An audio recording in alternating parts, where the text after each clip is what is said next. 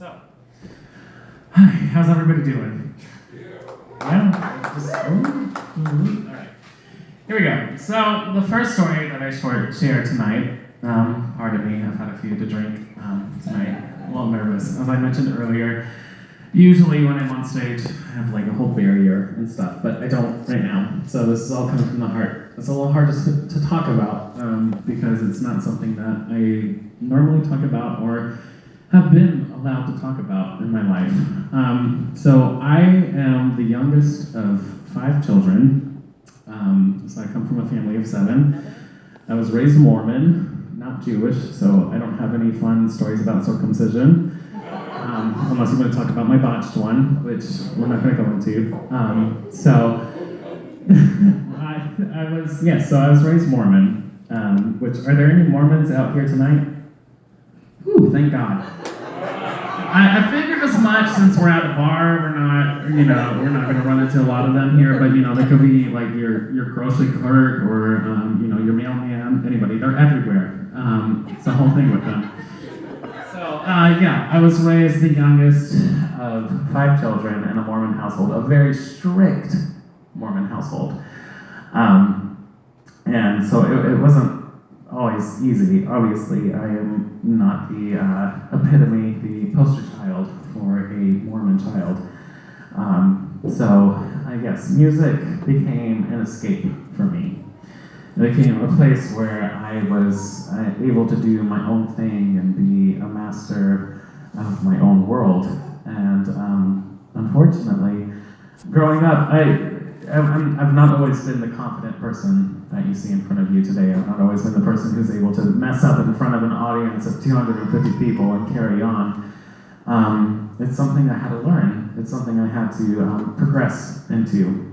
It's very difficult to talk about things like this because I was never really allowed to talk about things like this. But as my bio stated, I started playing in pit orchestras when I was 12 years old. My sister and I, we had this kind of tete-a-tete kind of relationship where we'd fight over who was the best musician, who was the best Mormon, and she won by being the best Mormon. She got married to a man and has 2.5 children and a white picket fence and all that shit, and I'm out here doing whatever the fuck I want to do.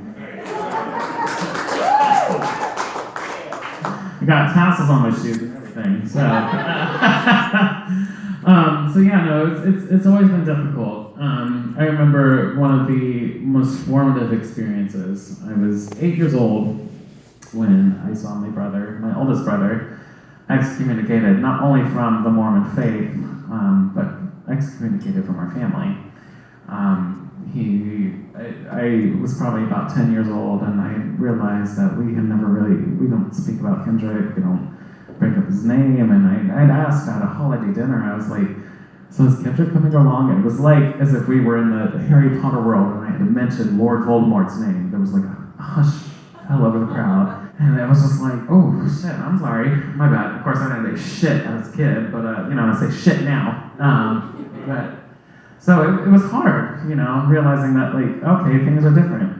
Things are really different. So, as was mentioned in my bio, when I was about 12 years old, I played in my first pit orchestra. My sister was a sophomore in high school at the time. They were doing a production of The Wizard of Oz, and they didn't have a pianist for the pit orchestra, and my name came up. I was a proficient pianist at that time because my mother, God bless her, she taught all of us piano lessons. We all learned piano. We all took music lessons at an early age because of piano, and I was the one who took most McKinley to it. And so at 12 years old, I played in my first pit orchestra, and it was an experience because my sister was on stage with all of her high school comrades, and I was down in the pit orchestra playing piano, doing my thing, and so it became this thing, this point of contention between the two of us, where she tried to make me be a lesser version of myself. She tried to beat me down and apologize for being who I was. And that had nothing to do with my Mormon upbringing. That's a whole different set of, just like psychological warfare that happened. And so as time went on, and I became more and more of myself. As I mentioned, when I was 8 years old, I saw my brother excommunicated. And when I was 18, the same age that my brother was when he was excommunicated from the Mormon Church, I found myself with a decision in my hands. I found myself at a crossroads of, do I continue to go forth in this church and serve a mission for 2 years, preaching a gospel of a church I didn't believe in, and a gospel of a church that didn't believe in me? Or do I make a name for myself? And I decided that I was going to make a name for myself. So I went off to college.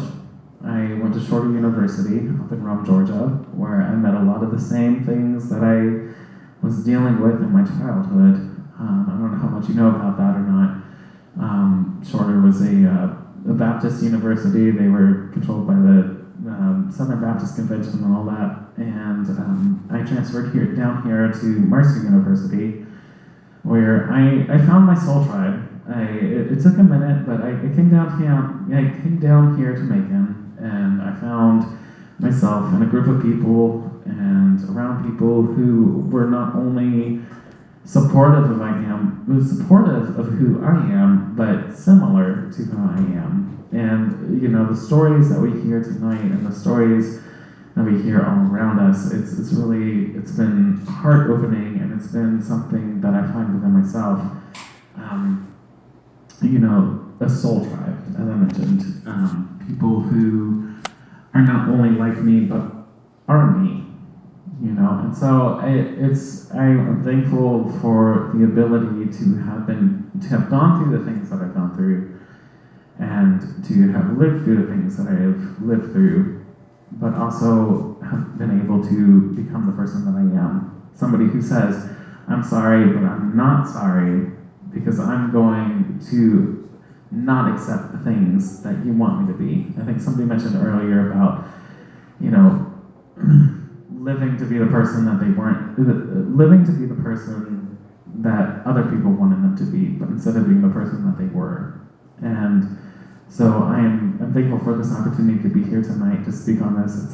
It's a little hard. I've never really spoke on something like this quite before, and a lot of that has to do with the fact that they told me I wasn't allowed to speak on things like this. But to be able to be on the stage with a microphone in my hand and in front of people talking about my experiences, I thank you.